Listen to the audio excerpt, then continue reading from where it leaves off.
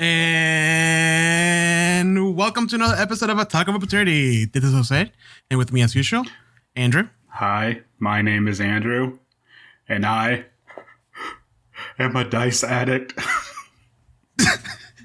Hi, Andrew. I bought my first set of dice when I was 16, and it's only been worse since. Thank you for being so open with us. And today we're talking about dice and tabletop accessories. You won't know the things I did for the dice.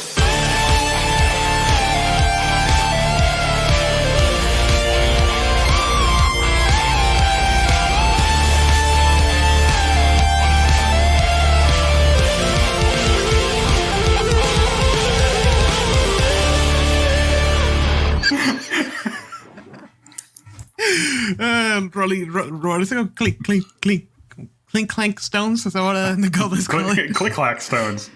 Click Or clack math stones. rocks. Oh, Clickety man. clackety, I roll for attackity. All right, Andrew, we're talking today about our favorite things about tabletop RPG that doesn't involve the books. Yes. We're talking about the dice. Now, the funny thing about, before we get too further into the podcast, I sold Teresa on this, saying D&D is a low budget hobby because all you need is just the 3 books. You know, if you want the other books, you know, they're supplementals, it's fine, but you don't need them. You just need the 3 books. And she's like, okay. And about $100 on dice later. We're here talking about our problems. Yeah. So, but before we get started, let's talk a little bit about let's talk about the other problems that I have. Our drink of choice. Andrew, what are you drinking today? I got myself a Terrapin Luau. That's the passion fruit, orange, and guava one. Ooh, let me see again. Let me see. Oh, nice. I've seen those. It's pretty good. I mean, it's like it's not. I don't really get the guava, but guava is pretty mellow to begin with, so you know. But it is good. It's very tropical. Today I'm drinking a Stone Notorious Pug. Yes, it is a Berliner Weisser style ale with added passion fruit, orange, and guava. I'm pretty sure it's pronounced Notorious P-O-G, like Notorious B-I-G. Oh, I know. Okay. Yeah. Beer is Beer is back now in pog form.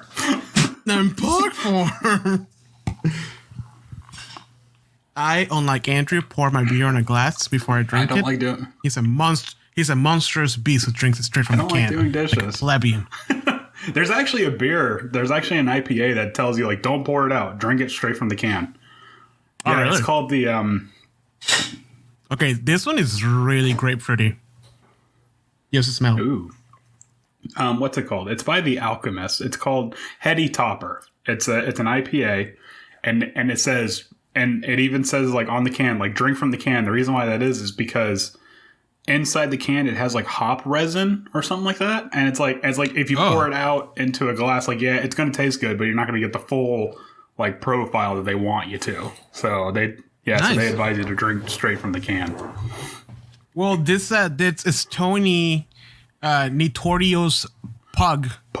It's pretty good. It's only 4.7 alcohol, but it has a nice passion fruit taste to it. It doesn't have like the overpowered fruit that overpowers the beer itself. It's very mellow. I love it. Good. And refreshing. Stone's good. I never had a bad beer from Stone. That's true.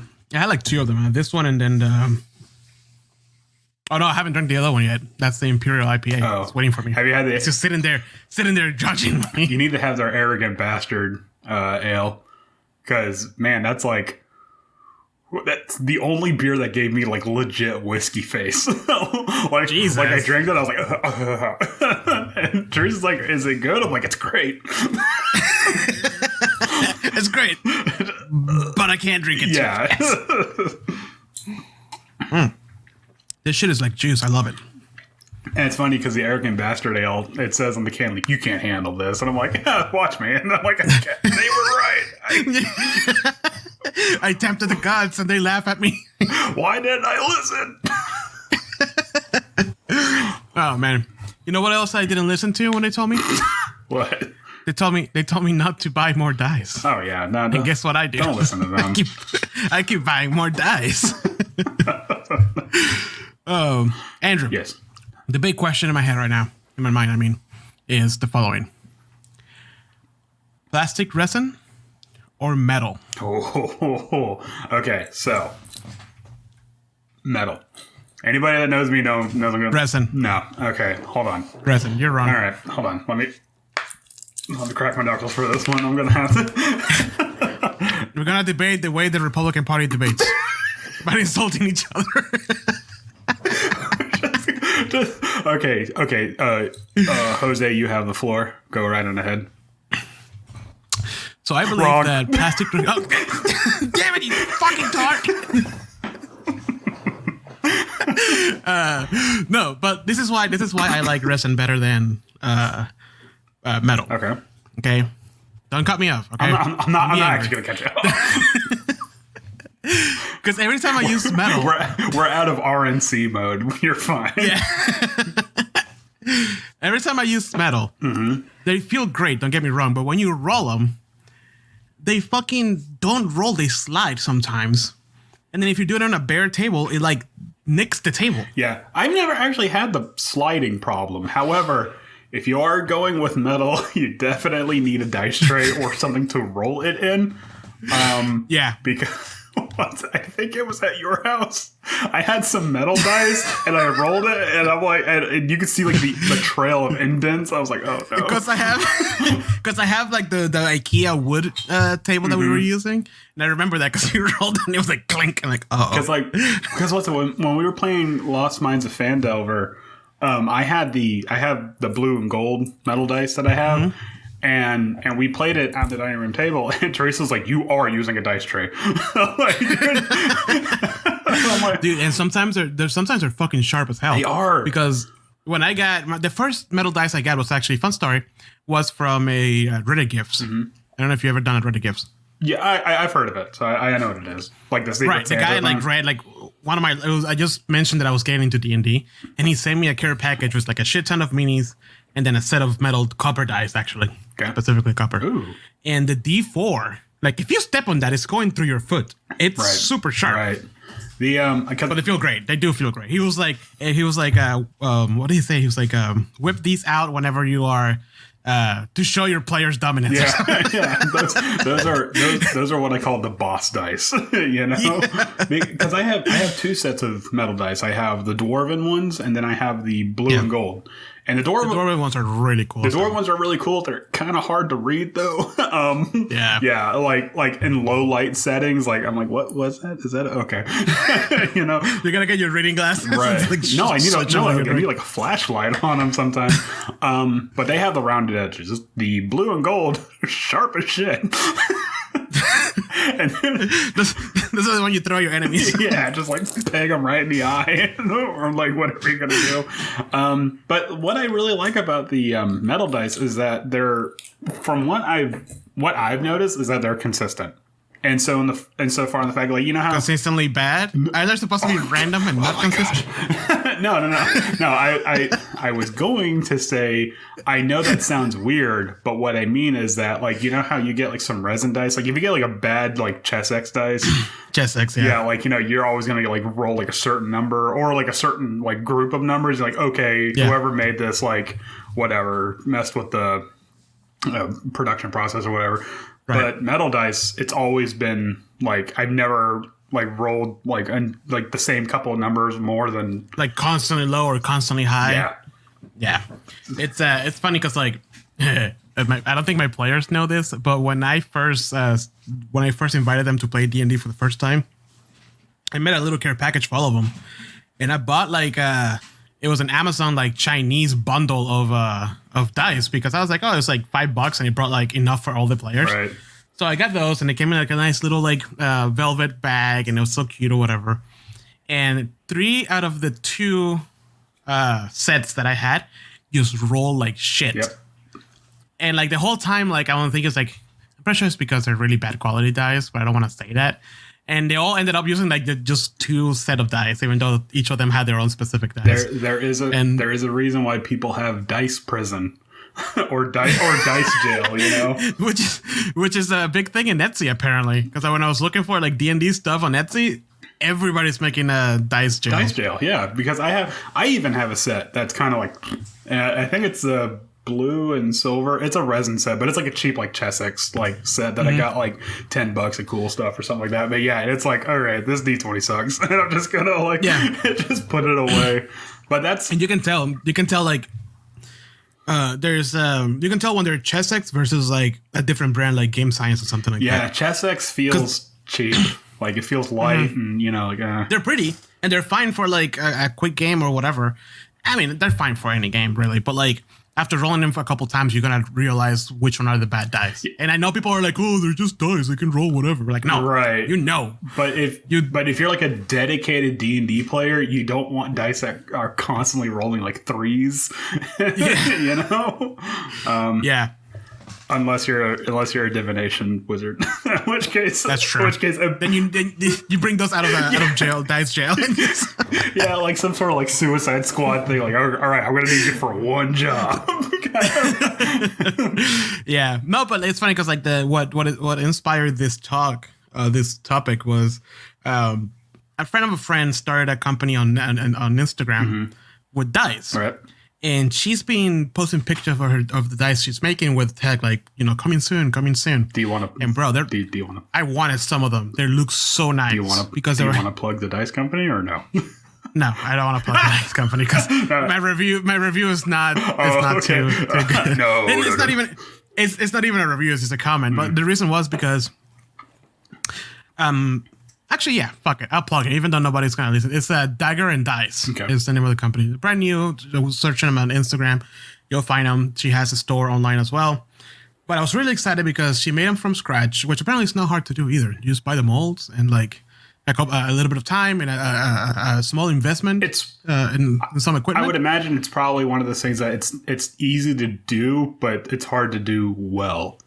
You know? Right. Yeah. Right. And like, I think the most expensive thing is a vacuum chamber. Okay. I think that was like $60 online, you know? Yeah. Anyways, but she kept posting pictures, dude, and they were so beautiful. They had like little like particles inside of it, gold flakes. She even put like, I saw a recent one that she put like rose petals, very thematic, very nice. They're the sharp edges ones. They're not even the round edges. So like they're super, super nice. And they look beautiful. So the whole time I'm waiting for the store to open because I wanted a set, and I'm willing to like $30 for dice, handmade dice, right? She finally opens the company, and it was like $60 per set. And I'm sorry, I really want to help, but I cannot justify $60 on a set of dice. Not for resin plastic dice. Yeah, not for resin dice. I'm sorry. Yeah, they're beautiful, and if you can afford it, go for it. Because I'm pretty sure they roll really well. They're beautiful, but I cannot justify $60 on plastic dice. Even for someone like me, that's like, oh shit, I need to get these like Cthulhu dice or like whatever dice. I'm like, in this economy, and they're not even harder because we're playing online all the time, anyways. That's something else I wanted to touch on. It's like we're always playing online, so why the fuck are we buying dice? But I don't know, but like recently I just bought like the silver hand ones from the Dungeons and Dragons because they look so fucking nice, and I just bought them. I opened the box, I looked at the contents, I grabbed the dice, and just put them in my big bowl of dice. And that's it. They went to the bottomless pit, never to be seen again. Kristen looks at me, he's like, just because we have a bowl of dice, I don't know you have to fill it up, right? I'm like, don't tell me what. Shush, woman. I can't tell you how hard it was to resist the first time I went to Your Cool Stuff Inc. and saw the picture of dice. Where like you just like feel that Teresa's like, no, Andrew, I know what you're thinking. Stop. And I'm like, same thing. just so you guys know the cool stuff I work at. When you walk in, there's a fish tank filled with dice. It's a legitimate and for like and for like $5, I think it is, you can fill a mug with dice. You dip it in there and grab all the dice that you can, and you just get all those. And dice. they actually like encourage like stacking dice, like yeah, like get as many as you can. Strategically. And the thing is that it's not just a regular like coffee mug; it's like a soup mug, like the really big, thick ones. I thought it was like a not a soup mug. What am I thinking of? Like one of those big like German beer mugs, a Stein. I thought it was a Stein. No. It looks like a mug, but when you grab it, it's big. Like you can put you can put a whole can of soup in there and eat it out of it. Oh, okay. That's why I call it a soup mug, because they're like extra big. Right. Like the if you see Friends when they gave them like the coffee mug and it's huge. Yeah, like that. Like the hipster I asked stuff. for a small. This is a small sir. What does a large one come in the fish tank? It's essentially a bowl of pho with a handle on it. Like that's. Dude, trust me. Same with me. I was so tempted. But if you look closely, because Cool Stuff is not the only store that does that. There's like other stores that do that. It's like a thing. But if you look closely, they're mainly like a lot of D20s. Right. It's not like I would imagine that's like the actual bargain bin of dice, where it's like okay, no one, Yeah, it's fun to just have like a bunch of dice and just have that be the bottom of the barrel, and then put your good dice on top type situation. It is. It does make like a really good situation, like what you have, where you have like the bowl of dice. You're like, nerds live here, but I'm like, I wouldn't ever actually use those dice. Yeah, right, exactly. Well, I mean, to be fair, the dice I have there are actually really nice dice. Are they? Okay. But I'm saying, like, if you were to get like the coffee, the mug, the mug o dice. Yeah, because I was like, I have all these really nice dice. I have the Tomb of Annihilation set. I have the Descent into Avernus set. I have the Lady Silverhand set. They have some game science dice in there. Ooh. Like, there's some really nice looking sets, but they're like hidden because I don't play on tabletops anymore. I play digital, so I'm like, what the fuck am I doing with all these? Well, I love these dice, and I'm like, whoop, just put them on the. The real problem with it is because online has made it so easier to use their quote unquote dice. Where you click on it and it gives you a value immediately instead of rolling. You're like, okay, I got a +5. Yeah, and like that little bit of like doing quick maths can really. It doesn't kill the momentum, but if you're not like Johnny on the spot, it really does like deflate it. Well, I mean, if you're just a fighter, it doesn't kill the momentum. But if you're a wizard and you have like 66s running through or something, or a rogue, then does slow it down. So, but I miss it, man. I miss tabletop like actual rolling dice. There's nothing more satisfying than like rolling the D20. And you get that D20, like the natural 20, you're like, yes! Yeah, I mean, the green number is like, it's still like, ooh, but it's not. It's not the same. It's not the same as that dice just going like, boom, like on the 20. Yeah. or if you have like a really cool set, like it's the logo or something like that. Right. I actually just realized, you gave me a set of Avernus dice. Would you be opposed to me using those? Do what? The Avernus dice. Yeah, that you gave me. Yes, I will be opposed. I'm sorry. Fine. I'm trying to keep everything in roll 20. No, you suck. I'm being a stickler. You're killing my fun. Yeah. You heard it here. You heard it here. The DM is killing my fun.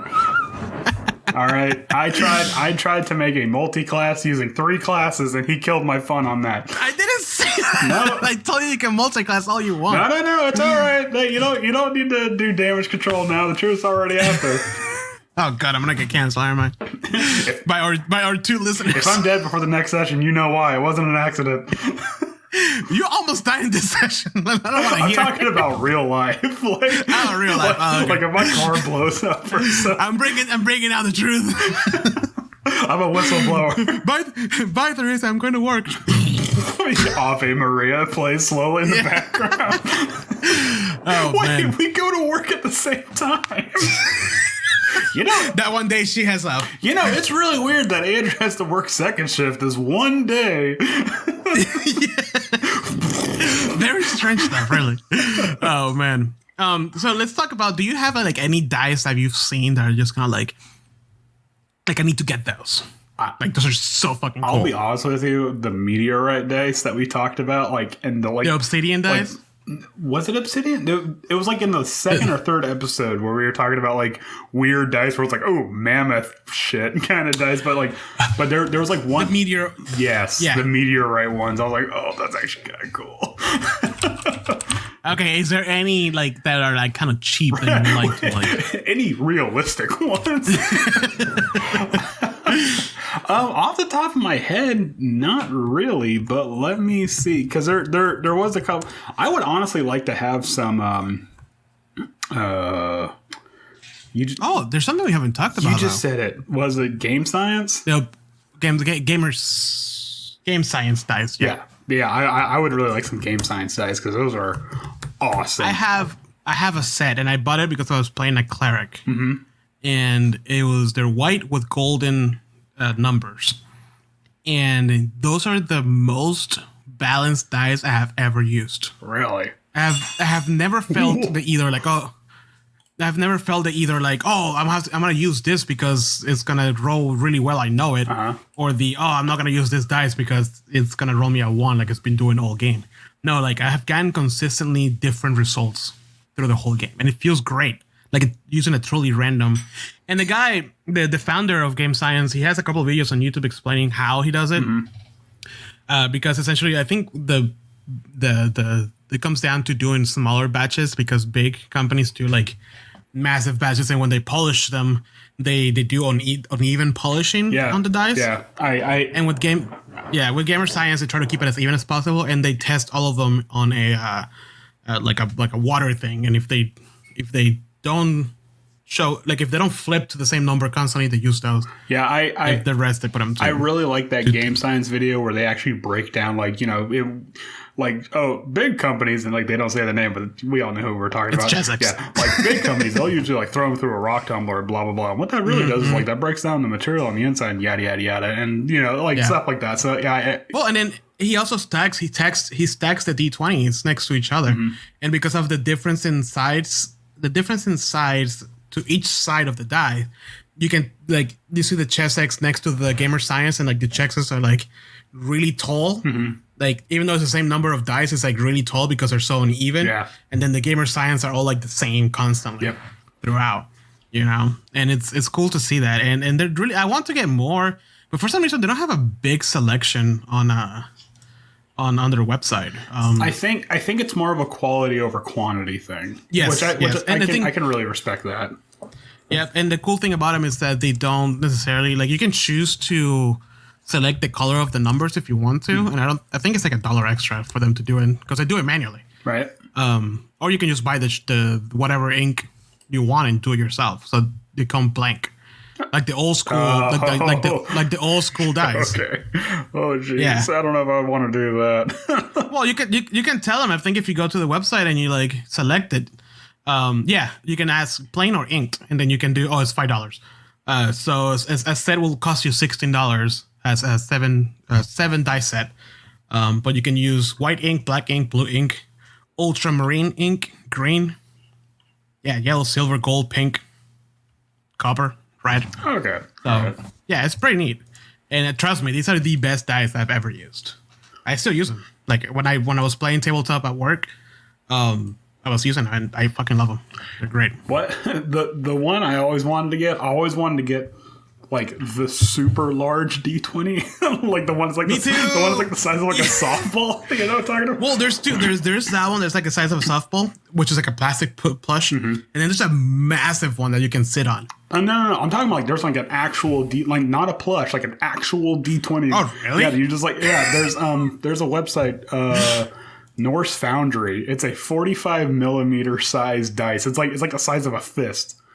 Jesus. Yeah, it's called the Boulder. That's for serious business. Yeah, that's it's like if you see like the DM like opening up just a case and you can see the dice, the big dice, and he rolls it, you hear you start sweating like, oh shit. Shit gets kind of real. Oh man. For me though, I think the dice that I wanted to get because I think they're so cool are the surprisingly enough not D&D dice. They were the Cyberpunk dice. Oh, okay. Yeah. Luckily enough, I had a friend who went to Gamescom that year that they had the Cyberpunk starter or jumpstart kit available, and he got it for me. And if you bought it there, they give you an extra die of your choosing, so you can get another Cyberpunk or a Witcher one. So I have a D10 Witcher dice, and then I have a complete set of cyberpunk dice, and it looks so nice because they have like the cyberpunk design around the numbers. You know, and those dice, man, they look really nice. I haven't rolled them because I haven't had a reason to. But they look really nice. One thing I wish there was more out there of is theme dice. What do you mean? Like are you talking about like Call of Cthulhu kind of thing? I've seen the Call of Cthulhu ones, which kind of makes sense. But like, I wanted, if somebody takes this idea and runs away with it, feel free. But I don't think it's. One thing I wanted to do is to make my own dice, but design each dice depending on class and also race. The class one, I'm fairly certain I've seen that before. Hold on. I've seen one that does something similar, but it's not all of them, and some of them look really shitty. I hate to say it, but some of them look like garbage. How about wooden dice, Andrew? I'm okay with wooden dice. The only problem is depending on the wood, because that's something. I mean, because like the thing about resin and metal dice, like if you're in a situation where it's, you know, everyone's there and you're having like drinks and snacks and whatnot, you know, like, oh no, someone spills a drink, oh god, get the paper out of the way, don't worry about the dice, it's fine. But if you have like a wooden dice, and that, you know, depending on the wood and how it was treated or something like that, you're gonna have like a really weird warped dice that like so they look really nice, but I think those are more for display in my opinion. I would. I mean, I've actually never seen a set of wooden dice like in action. Me neither. Not in real life. No. However, though, a set of dice that I will get at one point in my life is the freaking wormwood obsidian dice. Bro, those I will never roll those though. Those are just for display on my case. Yeah. They look gorgeous. Made with obsidian stone. $100. Is it $100? I think so. It's like really close. It's like 95 or something like that. It might as well be like $100. Or one of the dice I would like to get is like one of the original D20s, like the soft the red box one. Yeah, like the super soft D20s that are all like, it's like pretty much a ball. That's how many times it's been rolled. You know, like before they like really mastered like how to make dice. But going back to like metal versus resin, $95 for the obsidian dice. Yeah, okay. Yeah, I figured as much. Going back with metal versus resin, the thing about metal is that you buy metal dice, you kind of get what you pay for. Like, yeah, they might be a little bit on the more expensive side, like $20 to $30. I hope that's not. I think I've seen them usually around the $30 range. Yeah. Depending on what. Usually, like maybe around the teens, depending on which company you're going to. But it's also like I said, you get what you pay for. Whereas resin dice, no pun intended, it's like a roll of the dice. If you like go to a store and just get, you know, like a pack of dice. You have to know where you're getting it from for sure. Yeah. I mean, and again, like, you know, if you're getting like chess 6 dice for like an Adventurers League thing, yeah, it's like $7, dude. Yeah, for like chess 6 dice. Yeah, like whatever, that's cool. Like, yeah, you know, but still, like if you're like dedicated and you know you're going to be playing this game for a while, like it doesn't hurt to at least invest in a good set of dice. One set of dice. Okay, sure. But why are we going over about dice when we play virtual? Like, what's the big? Why are we obsessing about physical dice? I don't know. I don't know. I just like dice, man. I think it's like the core thing of role playing games. That's what makes the game interesting, because you don't know what you're gonna roll. I think for me, I think it's like a matter of like personality, you know, because like your dice. I'm not saying like, you know, you have to get a dice that matches your personality, but you can have someone that's like, they're bubbly and like, you know, lighthearted and stuff like that, and they'll have like a brightly colored dice, and you have someone that's like morose and depressed. It's me. And you'll have the metal pointy spiky dice, the one with black ink. Yeah, and the ones with the barbs on the end of it and stuff like that. Yeah, well, I mean, but you know, it like your dice kind of say something like about you, you know, kind of a thing. And also if you're DMing an online session or just DMing in general, you roll some dice and your players go, wait, what the fuck would they do that? Well, there's so many dice, yeah. I wanted to do that for like when I was DMing in Roll20, just like roll on my screen, but it's Roll20 just makes it so convenient to just roll and shows you the value. Well, I rolled when I was running Curse of Strahd, I rolled my dice for like random encounters and stuff like that because I didn't want you guys to see a bunch of D20 rolls, and because I don't want to like have to type out whisper rolls or anything like that. So I was just it's actually easier just for me to roll the dice in that way, than instead of typing it all out and crap. So I mean, but even with that though, like Avernus has macros for all the random encounters. Oh, see, I didn't have macros for that, but that's so all I have to do is just like drag and drop it to the screen. It's like a little button, and I just click it. And it just rolls, and it tells, like, when it rolls, it not only rolls the value, but it tells me the encounter. It should say, the macro should be yes or no. It doesn't show it to you guys. It shows it to the GM. Right. But yeah, I didn't have that macro. I didn't have that macro. That's probably because it was. I think they started that like later on, like really diving into Roll20 functionality. Yeah, it's probably because it was like a very early module. So. Talking about Roll20 functionality, Roll20, if you're listening to us for some godly reason, you want to make money? Make some skins for the dice. Ooh. Just saying. For their 3D dice? Yeah, like, hey, here's and like, I don't know, $1, $2 for a skin. I would say like GM. I would say like 99 cents would be okay. I mean, because it's virtual dice. Like it's virtual, but I mean, you buy a skin on a video game and it's like $2-3. Well, it depends on the game. If it's a fucking EA game, you're gonna be paying like $15.99 for a skin. That's true. But like $1 for a skin for your dice, dude, I'll be buying so many skins. Because like I appreciate that they allow you to change the color of the dice, but like give us some flavor, man. Like I would pay more than $1, but I would pay a good amount of money for just like a custom, like drag your picture here kind of a thing. So that'd be great. Yeah. just put your face on the dice faces. It would be great. But yeah, Roll20 custom dice skins, that'd be fantastic. Please and thank you. Mm-hmm. Much appreciated. Yeah, how hard is that? Yeah, all right, jeez. Get your shit together. So they actually listen to us, and then like they pull down the bandwidth on our games on Wednesdays. Like, damn it, Roll20. there's like a shady guy like in a meeting room. He's like, cut them off. Like while he's drumming his fingers together. Oh God. But yeah, I think dice tell a lot about the player. There's nothing, however, like bringing your own set of dice to a table, because you have the people who like come in and they just kind of expect what's it called? They expect the dice to be there, and like they borrow from other people. Right.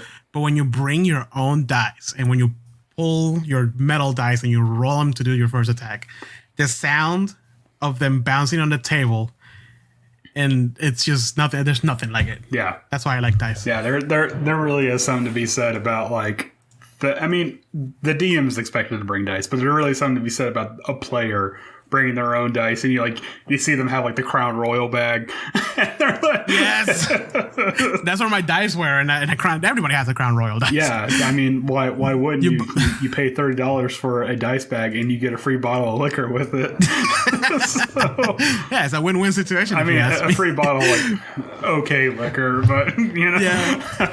Hey, the Apple Crown Royal is pretty good. Yeah. But you know what's funny? Like my dad bought one of those. I went to their place, and he's like, he's serving me. We're like talking, whatever. And I look at the bag, and I'm like, "Do you mind if I keep that?" And my dad's like, "Why?" Like, don't worry about it. No. Sure enough, I got home and I just put all my dice in. I was like, "Yeah, it's perfect." It's a great like first like time dice bag. Actually, I would say even better than that, because a legit Crown Royal bag can carry you a while. So, talking about dice bags. Have you ever done any research on dice bags? Not on dice bags, and the only reason why that is because the only dice bag that I had, like the string ripped on it, the second time I got it, I'm like, well, all right, well that sucks. There's this company. Oh, I don't think they're. I have seen like the chainmail dice bags, but I'm like, I don't know if I want to put my plastic dice in that. Those are cool, but to an extent. there is this company, and I think they just upgraded because this looks way bigger than before. I'm gonna send you a link. It's a dice bag. It's made of like felt, Okay. felt, whatever. But it has compartments inside of it for you to like. Yeah, you can put like either like all your D66 in each one or whatever, or like separate them by value, separate them by color. And why would you do? Wait, why would you do that? Do what? Why would you separate them by color? Oh no, we're gonna get canceled. Hashtag canceled. And it has like the little strings that you pull to close it, right? But the bottom of the end of the strings has like little skulls. And the cool thing is that when you open it all the way, it sits on your table. It doesn't like roll or do anything. It has like a base. Oh, that's cool. So it's like a solid little like bag. Oh, I'm personally a fan of like the hard cases. Like what's it? I got a case here. It looks like a D20. It was actually a friend of mine 3D printed it for me. But it's a magnetic top and it holds all the dice in there. But also I have two treasure chests. One that holds the dwarf dice and one that holds the rest. I'm just a fan of like the hard cases. Like the bags are okay if you're like traveling. I don't know why you'd be traveling with dice, but why not? Always be prepared. Always be prepared. That's why I'm gonna get like a D20 like on a necklace. Yeah, dude. We talked about that, and I want to do that too. Always prepared. But like, look at Wormwood. They have the dice vault that they make. Wait. Well, the dice vault is like a little like rectangular piece of wood. It has a top of it. It's really nice. It's lined with felt. You can put it's really for one set of dice, but they have a keychain vault. I've seen that. It's a pentagon, no, hexagon shape, and it's tiny. It's like for the really small dice, and it's actually a keychain with super powerful magnets on it. So like you're carrying it around wherever you go, and then you just open it. It pops, with enough strength, it pops the case, and it has like a whole set of tiny dice. Yeah, and I'm just like, this is so fucking cool. But can you imagine if that rolls off the table? That dice is fucking gone. Yeah, that's it. Just buy another set of dice. Well, that was fun while I had them. But that would be like something that's like you're going to like a convention or something like that. You're like always prepared, like kind of a deal. Right. Like going to Dragon Con or something. Yeah, to make a not a stand, to make a point. No, an impression. I can't think right now. Impression. Yeah. I've been drinking too much. That's okay. You have a problem. But I'm actually like a really big fan of like the dice boxes that Wizards of the Coast has been coming out with, where it's the box and it has the dice inside, but both sides are felt covered. So it's like so you have two rolling boxes with it. I'm like that. Yep. It probably cost them like half of a cent to put that felt on there, and it's like it's such a smart innovation. It made the bucks useful, because otherwise people were just gonna throw it away at some point. I mean, it's not really pretty bucks though. But like, I love those, and I'm so glad they went in that direction, because they used to do I don't know if you remember, but the Guilds of Ravnica set and the Tomb of Annihilation set came in this like a tin. I think like a metal tin. Remember that? Yeah, and then like you open it, and it was like.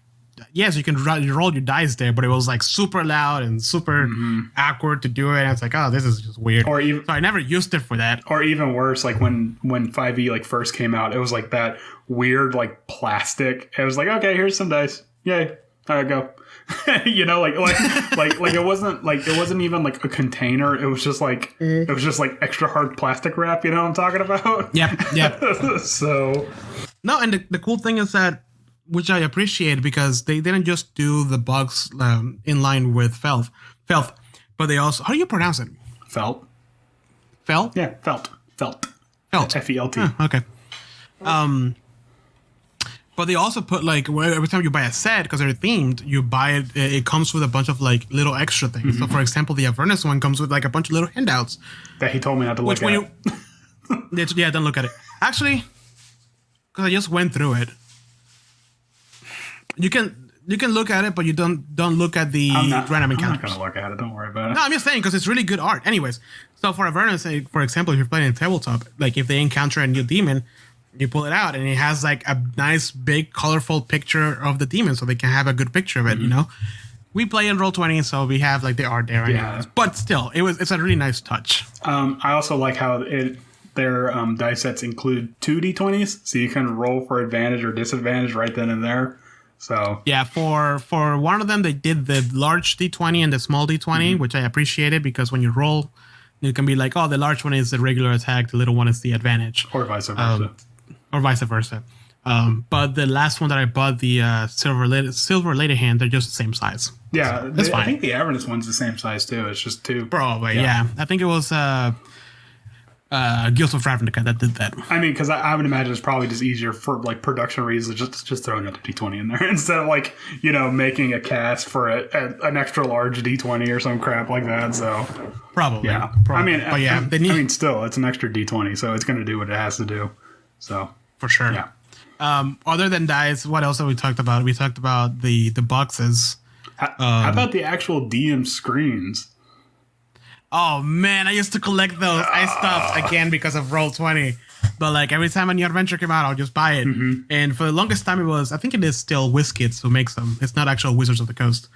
But they're so fucking useful. I got the Curse of Strahd DM screen, and it was so helpful. Even though we were playing online, I had the DM screen open, like out of view, because it has all the useful tables on it. Yeah, it has like the random encounters, and it has like a small like mini map on it, and then it has like a list of names in case I need to come up with a name real quick. And it's like those are always useful. Yeah, and it's like genre appropriate, and so it has like Vasily and Ivan and crap like that instead of like Steve and Bob. Yeah. So no, I love them. I have actually the original one that they came out with. And then the reincarnated version, which is way better because it has it's more condensed and it has essentially pretty much all the important stuff that's in the player's handbook on there. I mean, which is so useful. I would even say even if you're playing online, I would still have a DM screen handy because just even the normal DM screen, because it has all the rules, not all the rules, but all like the most commonly used rules, like condensed down, like right there kind of a thing. Unless you're really okay with flipping through the DM, the Dungeon Master's Guide or something like that. But still, yes, there is the compendium. You can type it up and whatnot. But I mean, what if your internet's having a bad day or Roll20 is just not cooperating? You could still have the DM screen right there. Yeah, which I learned that. Remember how right before the last session, I was like, I'm not gonna use the book. I'm not trying to use Roll20 because everything is there and it has a search functionality. And then towards the end, it started shitting the bed, and it was getting the red message. Fucking told you, man. That's why I always have the book there. I look to the side as I'm describing what I'm looking for to you guys, and I'm talking. I look to the side, and the book is just out of my reach. And I'm like, damn it. That's when you go hey man, I gotta use the bathroom real quick. No, I know, but it was a small thing too. It wasn't too big of a deal. But yeah, it made me think of you saying, but what if it goes down? It's nah, man. Roll20 has my back. Because you were listen here, old man, the future's now. You don't need the book because it's all right there. I'm like, I know, but I just like having it there. And and there you go. You got sure enough. And you were like, oh god, I'm never gonna tell Andrew this. And I'll never hear the end of it. Sure enough. But the DM screens are super useful, and almost every adventure comes with one. I haven't gotten the one for Avernus, but they're super useful all the way. I have the Tomb of Annihilation, I have the Reincarnated one, I have the Storm Kicks Thunder one, I have... What else do I have? I have a problem, man. I buy too many. That's okay. I'm really curious as to what those DM screens contain. What is just for instance, what is the Tomb of Annihilation one? It's probably gonna have the random encounter table, I would imagine, right? The DM screen. Well, I'm glad you asked because I have them right here, so I'm gonna tell you everything about it. Yeah, how about that?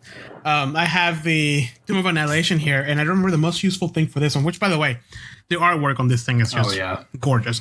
Each one of them, that's another thing I like about them, is that because when you pop them on the table, it gives the players a little bit of theme.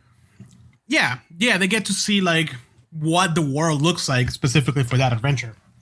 But this one had the Wilderness Encounter table in it. This thing was so fucking useful because essentially one big part of Tomb of Annihilation, which you missed, was traveling through the jungle. Mm-hmm. Yeah, I know, you fucking loser. Traveling through the jungle. And every day you have to do a couple of rolls. You have to be for the weather, because if it's raining, it affects time differently. There was a big like hexagonal map that I also used on it. Like I ripped it out of the book and I put it on a canvas, and then like I displayed it to the players. And depending on each section, there was like just regular ground, dangerous ground, and undead ground.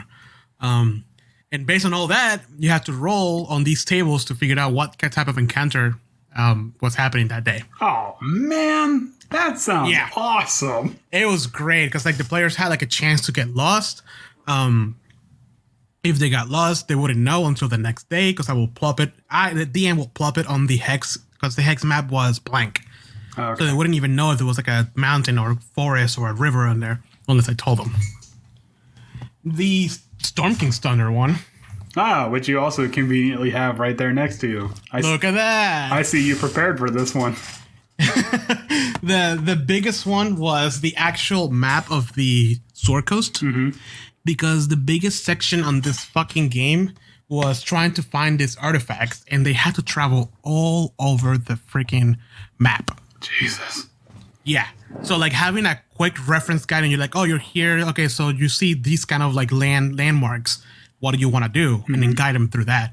And also has another tale for like wilderness encounter and all that kind of stuff. Right. Well, the Curse of Strahd one, it had random encounters, names, a small map of Barovia, and then it had a small version of the Castle Ravenloft map, which I'm like, how did that help you? That's still not helping. I appreciated Wizards of the Coast, but this is not helping. Yeah, I like the effort, but you got this is. Yeah. And then I have right here one that is not being produced anymore, which is the original Dungeons and Dragons 5e. The classic. The classic one that came out when the game came out. And this one had, the main thing is the conditions table, cover, obscure areas, like just like the basic stuff, which comes with a nice little sleeve, which has on the other side a Adventurers League wants you with a lich pointing at you. No. Oh, man. And then I also have the Dungeons Masters Reincarnated one, which has the big old red dragon in the front. Again, beautiful art. I think every edition of the DM screens have had red dragons, because I remember the 3.5 one had a red dragon on it as well. I can see that. The big change on this one was the spells and like how like the area works. Okay. Like a little like table and like, oh, if you're gonna do a cone, this is where it starts. This is how it looks like, blah blah, that kind of stuff. But yeah, that's it. I have to get the ones for Avernus, which I don't think I have. I didn't get the one for Waterdeep either because you're slacking. We don't talk about that dark times, the darkest timeline. That's like what's the one for Waterdeep gonna have? How to make time pass more interesting. That's a good question, actually. I don't know what it has. Actually, I would imagine it would probably have like the carousing tables and like business tables and stuff like that. If you had a table of players that were like really invested, like, hey, let's get this Troll Skull Manor thing off the ground, So I think also like the random encounters in the city, because the problem is that they couldn't do a chase table. I remember when you guys were looking for that MacGuffin and you were like chasing this thing and it was like a robot thing. Mm-hmm. That happens differently depending on what bad guy you guys or the DM decided to run. Oh, really? So they can't have 4 different DM screens. You know what I mean? Right. So, I'm pretty sure it's just like a bunch of random encounters. Actually, what would have been really cool is if it was like those like plastic sleeves, and it's like, oh, depending on the villain, you insert this one here, kind of thing. I mean, they could have done that if they wanted to put a little bit of effort. Actually, don't you have one of those DM screens? I do. I have a Curse of Strahd one. So. No. The one that you put your own information. Oh, in. yeah. I got the one that Teresa got me. It is a one side is D&D 5e, and you can pull out the inserts and turn it over, and it's Pathfinder. Yeah. So just in case you want to get a little, hipster, we can play Pathfinder. But it also, the surface is dry erase, and there's a whole section that's like player stats, like, okay, player this, name of the character, HP, armor class, passive perception, blah, blah, blah. And then, that's helpful. And then there's an area just for the boss. So it's like, okay, the boss has this much armor. Yeah. So that way you don't have to constantly keep flipping through it.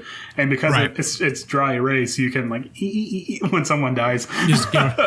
So, oh man, I do miss being behind the screen though. There was something about like doing your rolls, like they hear it but they can't see it. It's like the thing about DM screens for me, and this might just be a nostalgia thing, but there's something so exciting and fun about going to the place you're going to play D&D and the DM screen's already set up. And you're like, oh god, yeah. There's something magical about it. I miss it so much, dude. It's the presentation, you know. Yeah. It's oh god. And then the guys from WebDM has like a really cool one that looks like a freaking castle. I was actually. Every time I watch one of the videos, I'm like, "There's no way that thing can fit notes behind it," because the castle walls are so small. Like unless it's like little like flashcards or something like that. I'm like, there's no way it has rules there. I mean, we're talking about guys that's been playing since like AD&D, so they probably know the rules like the back of their hand, kind of a thing. Yeah. So yeah, but now DM screens. But you know what else is very important when you're playing Dungeons and Dragons? Dice towers. I mean, yeah, we can talk about that, but I was gonna say tables. Oh yeah. I mean, yeah, tables great. But dice towers though. No. Let's we can talk. We can go back around on dice towers. But yes, tables. Now, Andrew. Yes, we're grown-ups. You have a house. We're looking to move to a house. You know, we are paying taxes. We're thinking about decorating.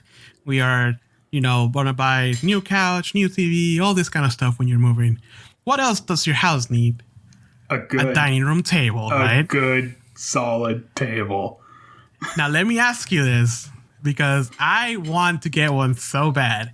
What if your dining room table could turn into a gaming table? Okay, hold on. Before you finish, when we were moving in and we were looking at furniture and buying stuff like that, Teresa's like, oh, I really like this dining room table, which ended up being the dining room table that we got because naturally my opinion gets thrown out. But I'm like, oh, but I like this one. And she's like, why do you like that one? And I'm like, it has drawers. Look, you can like put the plates there and stuff. And she knows that it was like felt line. I'm like, you don't want to put plates there. I'm like, no, you're right, I don't. She's like, no, we're not getting a gaming table. I'm like, oh, come on.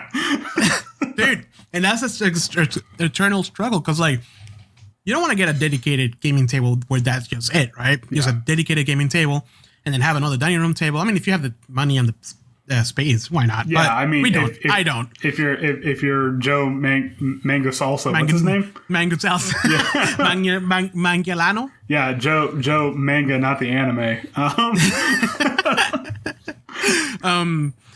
Yeah. But, most of us are not as handsome as he is. Mm-hmm. Or loaded as he is. Handsome. That's the problem. Well, I mean, one of us isn't as handsome as he is. Oh, I'm sorry. You're right. Yeah. You're completely correct. Anyways, on the internet. I'm also really humble, too. Yeah, very humble. I can tell that. You can find some really nice gaming tables. But let me tell you about one specific one. Oh my god, I think I know what you're going to talk about. That Wormwood makes. I'm not buying a table that costs as much as a car. It starts at $5,000 just for the table. But it's handmade. You choose everything. What kind of wood, what kind of finish, what kind of felt. You know what's cool about this table? It's only $20,000. What? It has the surface where you play. First of all, it's reversible. So the table is indented. It's like kind of like a poker table where it's like a, you know what I mean? You put the cards down. It has like it's raised. It's sunken. Yeah. Yeah, it's sunken. There you go. You can choose because it has paneling that you can turn over. So if you want it to be wooden, you can turn it over. If you want it to be felt, you turn it the other way. But the cool thing is, it has a little circle on the side, a little hole on the side, and you put this little handle in, and you turn it, and it raises the level of the freaking gaming area. Mm-hmm. So if you want it to be like flush with the table, you can do that. Or if you want it sunken, you can do that. And then for an extra $2,000, okay. you can buy a topper that you put on top of all of this. So if you have a big old game of like, let's say Twilight Imperium going on with all your things on there, you just lower it and then put the topper on top, which is waterproof. And then you can put food on top of it. For $2,000. And eat like a normal person. But that's not all. You can buy matching chairs for $850 each. What if you are like 8 hours into a short game of Twilight Imperium, and all of a sudden you remember that your parents are coming over? You quickly lower it, and then you just put the top. Distract them. You know what else is cool about this table? What? It has a metal edge all around it where you can put things like a cup holder or another mini table to the side where you can put your character stuff for D&D. Or you can... How much is it altogether? For a mere sum of $2,500 extra, you can have it delivered to your house. And then wear gloves because it's all hand. Wait. $2,000 for delivery? If you want a table with a topper and all of the freaking chairs, matching chairs, it will come to almost $1,500. Wait, you mean 15,000? I'm sorry, 15. No. You said 1,500. Yeah, 15,000. Sorry. Yeah. Okay. So I'm going to reiterate. I'm not going to buy a table that costs as much as oh, hold on. I just got an email. Oh, we just got the sponsorship from Wormwood. I think that sounds like a great investment. Everybody go to Wormwood/attack of opportunity to get 5% off of this. Ticket for an extra $2,000. You can get our logo engraved on like the bottom so you can never see it. I don't know.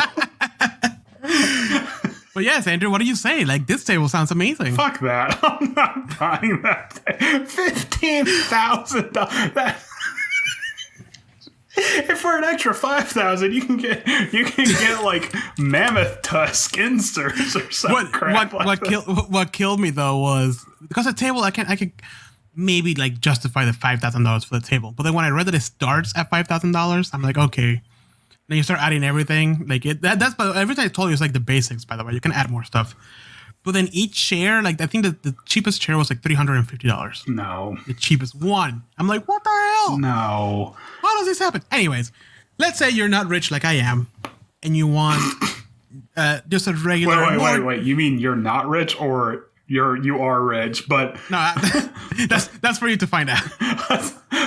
Let's say, unlike me, you're some unwashed peasant, and you're sick and tired of playing on a grocery cart with tarp over it.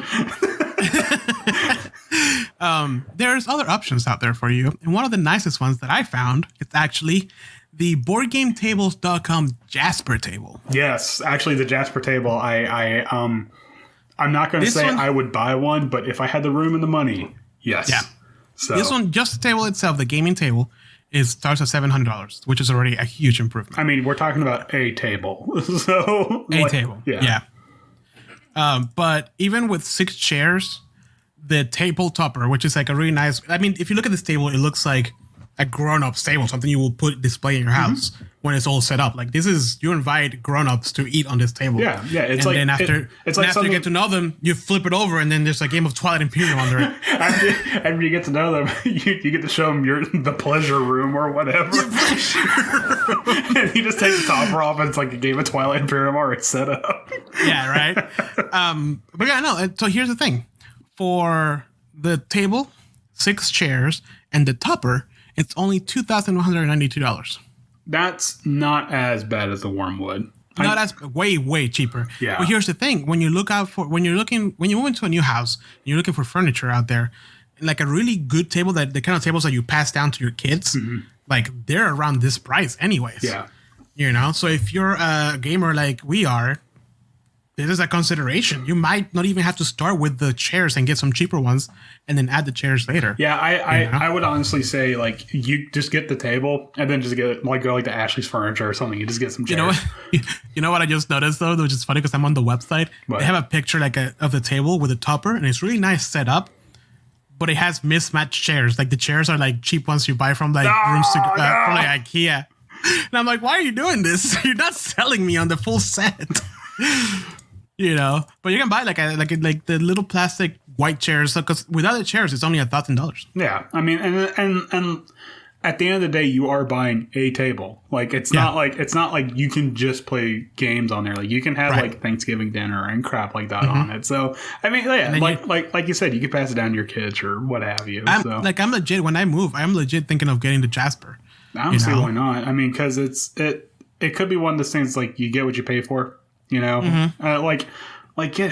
a $5,000 table with all this other crap, like that's one thing. But getting like just a really good sturdy table that also doubles as the game table, why not? Yeah, and like it's funny because I was looking through Reddit to see if anybody has gotten the Wormwood table, and some people, I got mine, whatever, blah blah blah blah. And then they ask him like, oh, so how's shipping? How is that handled? And he was like, oh yeah, it was just $2,500 for shipping. And I'm like, just $2,000. What? Where do you live? Because apparently what they do is that the way they handle shipping is they're individual. So they like go, there's a set of people, they put it very carefully on a truck and then they drive it to your house. Mm-hmm. It's not like a warehouse where they like ship it with everything else and they eventually get it, which I kind of understand, but like $2,500 just for shipping, like holy flipping fuck. Like you're talking, that's a lot. Just for shipping, you can get 2 Jasper tables. Yeah, so, exactly. Yeah, one for me, one for you, Andrew. We're set. Yeah, exactly. Just for the price of shipping. But that's what we're gonna convince. That's what we're gonna convince the girlfriends. We're gonna be like, look, we're gonna buy this $15,000 table, but we decided to go really cheap with this. Yeah, exactly. I mean, look, I was gonna take out a loan, but I was thinking, what if I'm gonna do a second mortgage on the house? But listen, third mortgage. But listen, I'm thinking about us. And our budget. This fits more. Yeah. But yes, there are gaming tables out there that are awesome. One of the ones I don't understand are the ones that are like coffee tables, because like the little square ones. Well, no, they're actually pretty wide, but they're meant to be like they're low, like coffee tables. And I'm like, I'm not Japanese. I can't sit on the floor for that long. Or that's something that's probably more sold for like people that are like sitting around a couch. But like for someone like me, like I have a bad back. I can't be hunched over a table the entire time. Like, I need like back support kind of a thing. Yeah. So no, that's all right. But like, I'm definitely thinking of getting that Jasper down. However, if you don't play your first game of D&D on a cheap $20 Walmart poker table, like, are you even a true like D&D player? Do you see that picture I sent to the group? Mm-hmm. Of like us playing for like one of the first times we played, and it was like a 4x4, like the really shitty black ones that people would buy for poker or whatever. Yeah, or like for like a cookout or something like that. Oh man, good times. We've come a long way. Oh yeah, it's we've come a long way. But I mean, okay, so what if you don't have the budget, or your significant other won't let you get one of those dedicated to gaming tables, but you have hardwood tables, nice hardwood tables, and you have metal dice. So obviously you need something to roll it on. I'm talking about dice trays or dice towers. Which do you prefer? I think I like the idea of dice towers, but the convenience of just a dice tray makes me want to just play with dice trays. Because dice towers are really cool, but like if everybody's fucking rolling a dice tower, it takes time to get down there. It's like clink, clink, clink, clink, clink, clink. Also a dice tower is loud as hell. Oh yeah, that's. I mean, because I think we were playing some session, and it was an online session. I'm like, hey, do you mind if I use my dice tower? I just got it, and you're like, yeah, sure. And I roll it, and you hear like. I'm like, all right. How big is this stuff? I'm like, all right, I'm gonna put that away. So, however though, oh, go ahead. If it's like a table situation where everyone's there at the table, I would break out the dice tower because one, presentation's important, and also just the sound of like the D20 like rolling down the tower. It's like oh no, like anticipation, like kind of building. Yeah, I can see that. Like I like dice towers. I don't have a problem with them. It's just the dice trays for me help a lot. Also, because you could find some of these gaming mats. Mm-hmm. So that stuff that mouse pads are made of. Mm-hmm. You can buy a table size of that. Oh, really? Oh, yeah. Well, of course. Yeah, they use it in like game stores. They put it on top of the table of the plastic tables to make it more comfortable for people to play cards. You can buy one of those and just put it on top of your table. It's just black. You just roll it up, and just store it away. Right, but the thing I like about dice trays and dice towers is that you roll a dice and it stays there.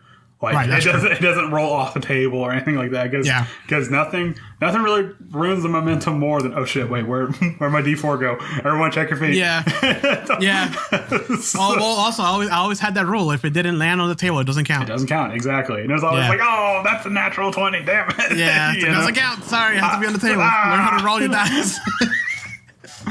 However, oh man, I have seen some really cool dice towers, and I think that's one of the things I can give for like a +1 to dice towers over mats or trays is that a tray at the end of the day doesn't really have that much by way of customization, whereas a dice tower, I mean, all it is just like a tube that dice go in and come out the bottom. So anything cylindrical or like tower or anything like that based, like you can make it your own. And I've seen some really cool dice towers. I don't know if you've seen there was some, I think it was on Reddit.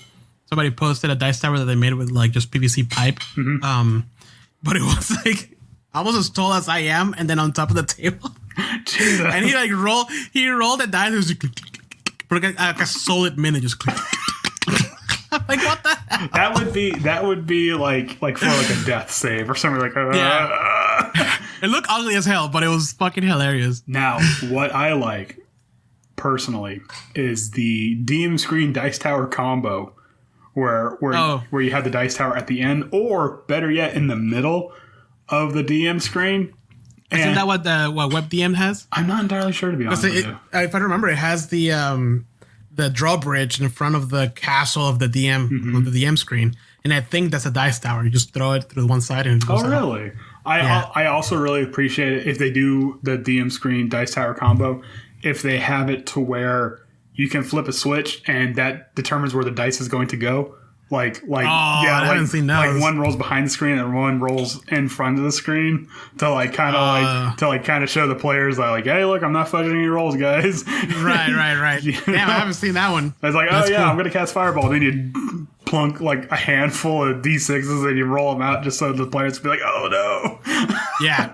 So, I haven't seen that. That's pretty cool though. Oh, I mean, they're not like super duper common, but it's more of like a custom thing. Like you probably find like on Etsy or something like that. Like you're not going to go on Amazon and find it. So nice. Yeah. So what other accessories do you think of when you think tabletop gaming? When I think tabletop gaming, yeah, because we've gone through dice, we've gone through DM screens, dice towers, dice trays, tables, even chairs. What else is out there that can bring bro? One thing that I always wanted to do, and I just don't have the money to do that, or the space really, is those crazy miniature builds of dungeons. Mm-hmm. Have you seen those? Yes, like the ones somebody made, like the Lost Mines of Endelver, that first Wave Echo Cave area. Right. Somebody made the whole thing and with like the dungeon tiles and all that stuff. Dude, it's so good. That is something that is super cool, but having played like not Wave Echo Cave. Wait, I might be confusing it, but there's like but depending on the size of it, like you might be spending a session, like in this spot. You're like, oh, okay, it all's worked, and now they're gone. That's one of the things I can't justify, like because we run a lot of modules, or like all maps are pretty much already set, right? Mm-hmm. So I can understand for people who make their own stuff, just buy like the pre-made dungeon tiles and then just make a dungeon out of that, right? And then make that the official dungeon. But like for us, that like, if you make like where you guys are right now in Avernus, like I will make that, spend like 3 hours making it, and then you guys don't even get like halfway through. Yeah, you know what I mean? Exactly. And then like, what the fuck am I gonna do with this? Well, also until next session. Also, on top of that, if you like make the dungeon, it's kind of hard to not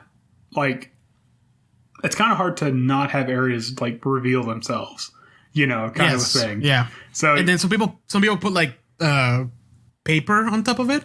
But even then, you can kind of tell where the dungeon is going. Right. You know what I mean? Like you see like a really big part, like, oh, we're obviously going over a mountain. The DM's like, no. It's like wrapped perfectly in the shape of a dragon. Yeah. It's like, nobody pay attention to this part of the dungeon. It's a swan. It's a nice sculpture when you guys finish the dungeon. But if you guys don't have money for that kind of stuff, like I do, like I don't have money for that kind of stuff. Dungeons and Dragons, Wizards of the Coast actually makes dungeon tiles. Yes, they do. Yeah, and they're great. I've used it once before we like fucking stopped playing on tabletop. Of course, naturally.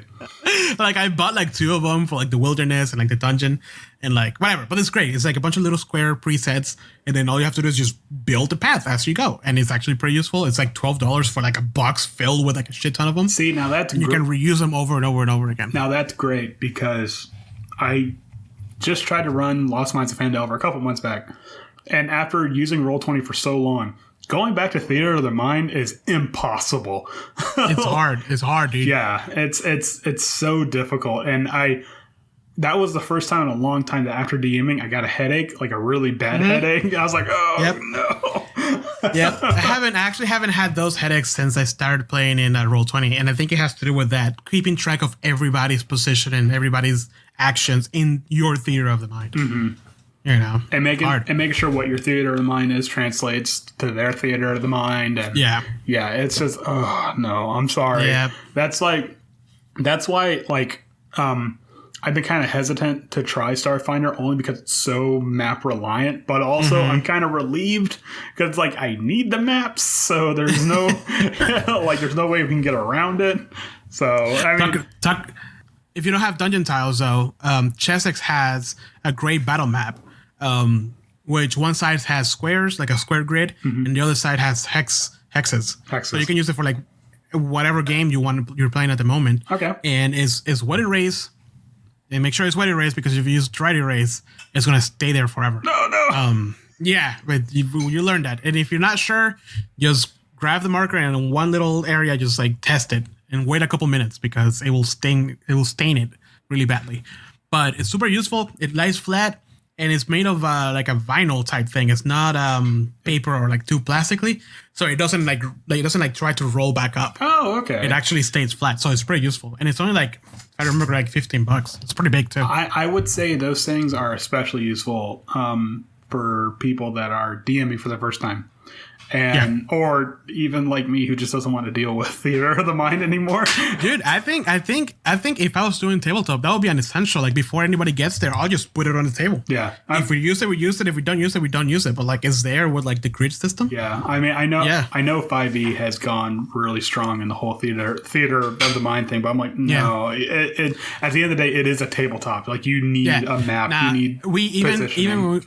Even when we were playing tabletop, we were doing a lot of Theater of the Mind, but then eventually we kind of started evolving into miniatures. And even if it was just like the cards like stacked up with like, oh, this one's levitating here, oh, this book represents the mountain, right? Like that helped tremendously to keep everybody like, this is where I'm at. Yeah. Because one thing that always happened was like people would ask me like, oh, how far am I from this guy? And I'm like, I just told you like a round ago, you know. Which is easy to forget because there's so many things happening. Or you can be like, or you can like, it helps you like prevent from like slipping up, like be like, oh, how far away am I from town? Like, oh, like a kilometer or something like that. You're like, oh wait, shit, it's almost like a fucking mile. Yeah. So like a visual representation is super important. Yes. So yeah. Talking about visual representation. Another useful thing that you can have for your, I bought it for my players, was the arcane cards. Yes. Oh, the class cards. Those things are a godsend. Yes, they are. Especially for spellcasters. It is, so everybody who doesn't know, essentially, is like you buy like the wizard or the paladin or the cleric, and it's a set of cards that are roughly the size of a magic card, but they're made of plastic. And it's just all your spells, every single spells. And essentially you can make your like a physical spell book like that you can physically see. Like I've used this one, so I'm going to turn it over. And they're all laid out for you. They all tell you the description. They all tell you like everything that it does. And it's so tremendously useful when you're doing tabletop. I don't even think it's like broken down that far into classes. It's like arcane, divine, and something else, right? No. It's per class, but for the spellcaster, there's a big old one that's just arcane. Oh, okay. Arcana. Okay. Yeah, in that one you have the sorcerers, you have the sorcerer, wizard, obviously warlock. they intertwine. Yeah, you have all those in there. But even so, for the fighters and the other like non spellcasters, there's a martial classes, and you can buy those, and it has all your all your abilities. Okay. You know, like true strike, hunter's mark, or like all this kind of stuff that you get as for a class. That would, and it's really useful. That would actually be really cool for like if you have a player that is new, like brand new, never played before, but they want to play a spellcaster, like and so you don't want to like deal with like spell levels or like you don't want to like you want like a better like teaching method. Like you can like make like a grid, like okay, you have 4 level 1 spell slots, 2 level 2 spell slots, and 1 level 3. These cards go here, kind of a thing, but you can use these, you know, kind of a deal. So and they're very user friendly. They have the big old number. They have the icon for each class, so you can't mix them up. You know, it's very, very useful. But those are great. Useful to the point that I would almost say they're essential. Like it's like I will say so too. Like if you are a dedicated tabletop player, because obviously if you're online, you don't really need it that much. But if you're a dedicated tabletop player, like maybe like you go to Adventures League a lot. Yeah, definitely invest in those if you can find them. yeah. There's a lot. Actually, they slowed down a little bit. Oh, but on the other side of the screen, now there's the monster cards, which I want. The monster and those. Don't they have a magic items one too? Yes, they have the magic item too. And they're great because one side has the description and everything about it. The other side has a nice little visual representation of what it is. And there's nothing better to just show it to your players and like, look, you'll find this. Look how cool it looks. Because I'm a bad describer. I'm trying to work on that. But like describing things, like sometimes I just, this thing looks way cooler than what I said. Right. So like having like an actual picture of it is super useful. And hold on, one more thing. Not official. Wait, let me finish. Non-official. I don't think it's WizKids. It's the Deck of Many. I don't know if you've seen these. Oh yeah, I have. The Deck of Many is the same thing for the spells and everything else, but they have that like old school holographic thing, so they look animated. Ooh.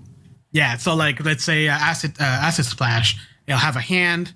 And it has like acid coming out of it, and it has like that. What is it called? Like the hologram from when you were a kid. Yeah, holographic. It is like holographic. Yeah, and then you move it, and it shows you all that stuff. It shows the acid like hitting a guy, then like the flesh sloughing off and sizzling. And it's like, and then that guy going back to his family, and the wife, and like half the face is melted, and now the kid is crying, and they have to leave in, and then he loses his home, and now he's a homeless guy. Now he has to get like really expensive plastic surgery, but the insurance isn't covering it because it's cosmetic, and that's a hell of a holographic, man. And he dies penniless. I mean, well, you have to turn it slowly. So. Right. If you do it too fast, all you see is the splash, and then him dying penniless on the street. All he sees is the hand, and then just him like on like a New York sidewalk with like a newspaper for a blanket.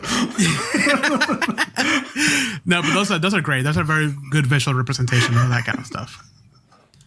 Yes, the Deck of Many. The Deck of Many, really good stuff. Really good name too.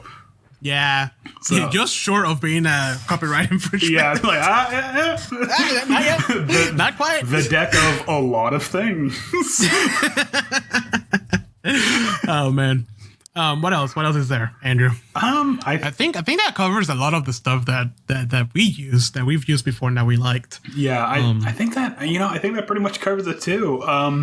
But also like one thing I wanted to touch on with the monster cards. It's really neat to have that so that we'd be like, ooh, look at the monster, instead of like trying to hold the book and then awkwardly cover the stats with your hands. Every DM has done that at some point. You're like, look at it, don't look at the stats, don't look at the stats. It looks like this, but nope. You're trying to cover the AC because it's like the first thing they see. Oh, I see they have a weakness fire. No, they don't. And now they don't. This is a water scarecrow. They're resistant to fire, actually. Yeah. Oh man. Oh, so good. But yeah, I mean, that's the kind of the things that can bring your tabletop experience to the next level. Hopefully, once COVID is all done, we can have a session together, man. We haven't done that in a long time. I would honestly love to have just a good old fashioned tabletop session. You know, like somebody brings like snacks. Like there's like 7-layer dip or something like that. Some pesto. Pesto. That's okay. I'll just learn how to make it. No, it won't be the same. Trust me, I tried. Anyways, but yeah, we should once COVID is done and you guys feel more comfortable doing things like. Even if you've been playing on Roll20 for a while, there's nothing better than like seeing your friends face to face and just having a good old time. It doesn't have to be anything serious either. It can just be like a one-off that somebody makes up on the spot. As long as people are just having a blast. I was actually thinking about that, like why tabletop is. I'm not saying playing online is like torture, but playing tabletop is more fun in a way. And I think the reason why it is because the energy. That is like infectious, and like one person gets excited, then we all get excited. We're like, like, next thing you know, we all start yelling and stuff. Yeah, it's very, very different, and I miss it so much. Because like, we were planning some stuff to go to like Heather's house and like do Cyberpunk. Remember that? Yeah. Like, and then COVID happened, and then someone had to get a fucking bat, and now here we are. Yep, and half a year later, here we are. Yep. Anyways. But I can't tell you how many times we've played a tabletop game and with you or like way back when with my old DM group or D&D group, and it just kind of turns into like a weird shouting match, but like no one's angry. We're just excited. And stuff like that. Yeah, it used to get really loud. Yeah. So, oh man. Yep. But that pretty much covers a lot of this stuff, man. Like the accessories and stuff like that. Yeah, I miss it a lot, and it's expensive, but it's totally worth it. It's okay. It's expensive, but it's not as expensive as other hobbies. Yeah, it could be worse. It could be Warhammer, Teresa. It could be. Okay. All right. I could spend the same amount of money on books and a bunch of accessories at the same amount I could get for a starter set on Warhammer. So keep that in mind. She doesn't listen to this. That you can play by yourself. Yeah. A single 5-unit quote-unquote army that you have to put it together and paint it, which is the fun part, apparently. That you will get laughed out of the game workshop for bringing. So it's like, who do you think you are, you fucking noob? Ew, he plays Imperial Guard. Gross. Oh. It could be worse. Isn't that like the most expensive one to actually get into because you have to buy so many of them? Yes. Yeah, to actually like have like a quote-unquote army. Actually, what is there is like a race that's like if you do play it, no one's gonna like you. It's the Tau. If you play as the Tau, it's like why they've been they've been like super weak for so many editions. Oh man, that's for another episode. Ooh, what's up? Ooh, I got things for you, man. What? I almost forgot. Look at that. Do you remember a couple episodes ago where I put my tinfoil hat on and I was like, "Hey, man, do you know about this like?" obelisk thing that are happening in every single adventure? I remember you asked me specifically if there's an obelisk in Curse of Strahd somewhere. Yeah. And I'm like, not that I'm aware of. Why? Okay, and that may be because Strahd takes place in a different plane, correct? Technically, yeah. It's like the land ascended or descended to the Shadowfell. Right. So I was playing Storm King's Thunder, and the first thing that pops up is this mysterious black stone in some town, and it's been there forever. Nobody knows what it does. And it was kind of like it was stolen. You have to give it back, whatever. But like it never led to anything, right? Like a 2001 Space Odyssey, kind of like that, yeah. Okay. And then we finished that adventure. Like, okay, cool. Wait a minute. And then we played. we played the adventure, and then ominous zoom in on the stone as there's like screeching violins slowly blowing up after the credits. And then we played Tomb of Annihilation. And if you remember, at the entrance of the Tomb of the Nine Gods, there was this very strange obelisk, which had a plaque right in front of it, like describing the entrance or whatever. But the obelisk itself was just weird magic, and nobody knew what it was. Well, recently I've been playing Out of the Abyss, and guess what we found? A black obelisk. A black obelisk, which was being studied by some creature, and doesn't know what happened to it or what it does. They're just trying to like get magic out of it. It's magical, and they managed to get something out of it, but it's like nobody can explain what it is. There is not one in Waterdeep. However, there is one in the Dungeon of the Mad Mage. So once again, technically in Waterdeep, not the adventure of Waterdeep, but in the city of Waterdeep. Once again, magic. Nobody knows what the fuck it does. It's weird. And then in Prince of the Apocalypse, there's one. Oh, how about how about Horde of the Dragon Queen? That one, couldn't find anything about it. I don't think there's one there. Or maybe it's in Rise of Tiamat. It could be, but that one I couldn't find anything about it. I heard Prince of the Apocalypse was cool too. I want to run. I heard good things about it too. It's a good, not railroady, but like straightforward adventure. Yeah, I heard it was a very good like sword and board, like fantasy kind of thing. Yep. Well, anyways, so this was like a year ago or so that I first like stumbled upon this. I brought it up to you a couple times, but nothing played of it. Right. And then the other day I'm on Facebook and I get this article thing from Bowl's Tabletop RPG Geekery. And it says D&D. Do Frost Maiden's spoilers reveal an upcoming meta plot? There's no spoilers here, by the way. Okay. And I was like, Black Obelisk. I have to find out what the fuck this is. The Black Obelisk. Apparently, in one of the spoilers, and I think I know who it was. It was this guy who was doing a read through of the book, like talking about like different spots of it. And somebody took a screenshot of a little section. Those little blue areas, like side notes on the panels. Yeah, the sidebars. Yeah. That says "Secret of the Obelisk." Ooh. And it says, somebody like decoded it and they unblurred it, and it says, in this adventure, we learned the secret of the obelisk that have appeared in other 5th edition adventures published by Wizards of the Coast, including Tomb of Annihilation, Waterdeep, Dungeon of the Mad Mage. Doesn't say the rest. The first group of these magical obelisks were crafted by a secret society of spellcasters called the Weavers. These obelisks could alter reality on a grand scale, sending a region of entire worlds back to the early time, effectively erasing part of history. These obelisks were constructed to counteract the effects of calamitous spells and cataclysmic events. An evil wizard named Vecna, which by the way, I thought it was a lady, but it's a dude. No, Vecna's the guy. Huh? Vecna's the guy. Yeah, it's a guy. I didn't know that, but like the name, I was like, oh, it's like a girl. Anyways, Vecna stole one such obelisk and used it to erase the obelisk creators from existence. Vecna also stole the knowledge needed to create new ones. The knowledge later came into the possession of the Netherese wizards, which I don't know what the fuck that is, who built similar obelisks of their own. They believed that if some catastrophe destroyed their empire, the obelisk could help restore it. Unfortunately for them, most of these obelisks built to protect Netherrealm were stolen or otherwise lost over time, and were records of their purpose and information about how to activate them.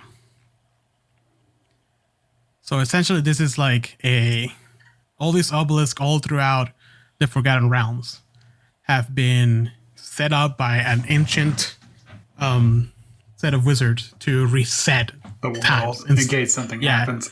In case something happens. Now, so people are just like crazy speculating about what could it be.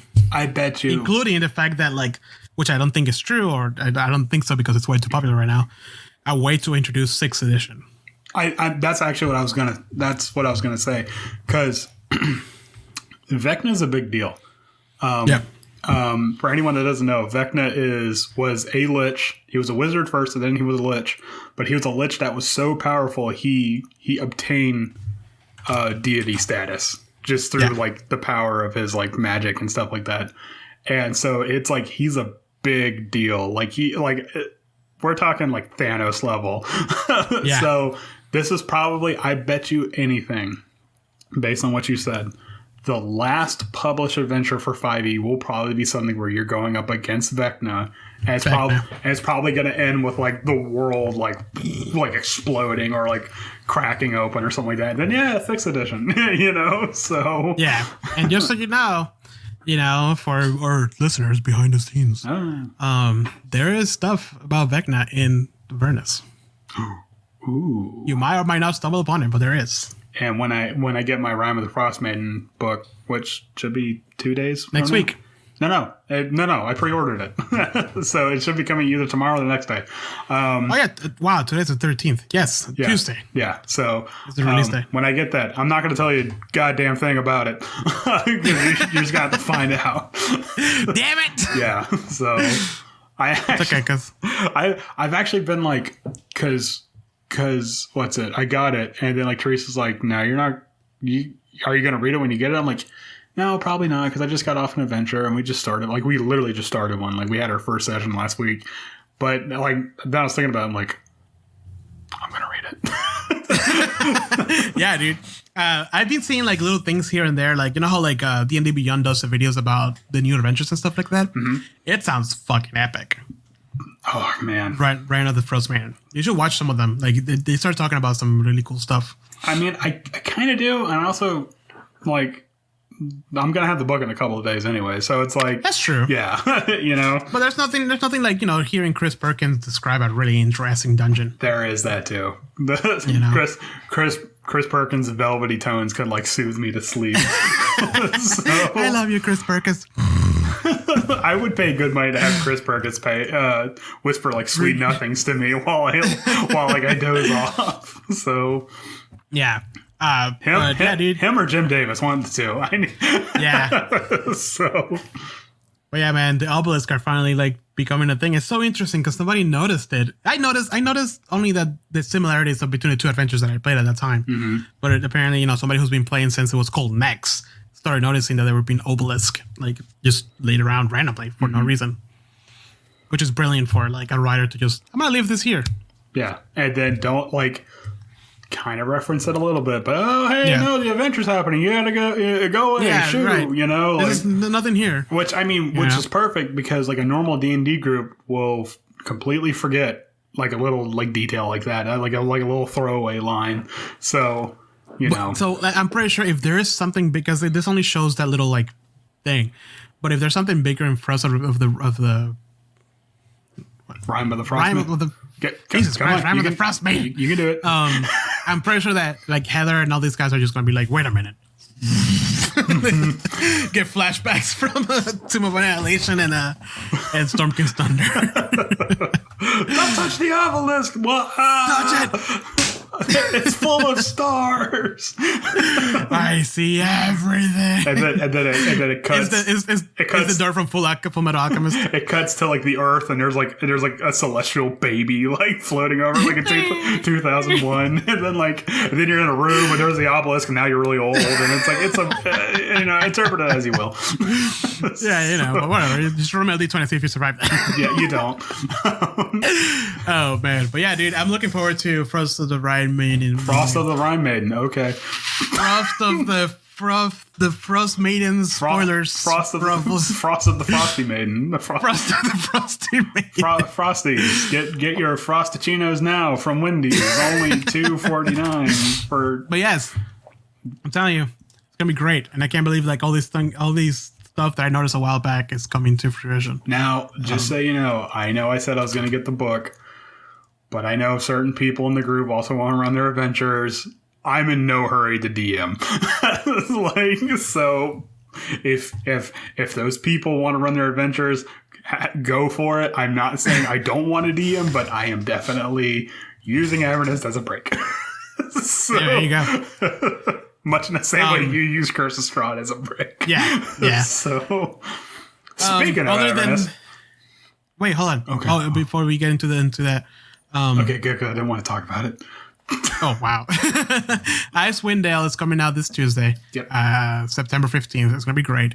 I'm going to get it. I'm not going to read it, but I'm going to get it because the limited edition book cover, it is beautiful. Okay. And now that I gifted my player's handbook, there's a nice little spot for a new book. I thought you were going to get the limited edition player's handbook. I can't find it. It's like $300 for like a used copy. Like, fuck. Yeah, like, that's okay. I'll just buy a regular one. Yeah. But there's another thing coming out, which is pretty neat. And it was literally announced the day after we recorded our last episode. Of course it was. Yeah. It's the new Dungeon Master screen. There's a new one? Oh, wait. I sent you the... Wait, is this for Rime of the Frost Maiden? This is for... No.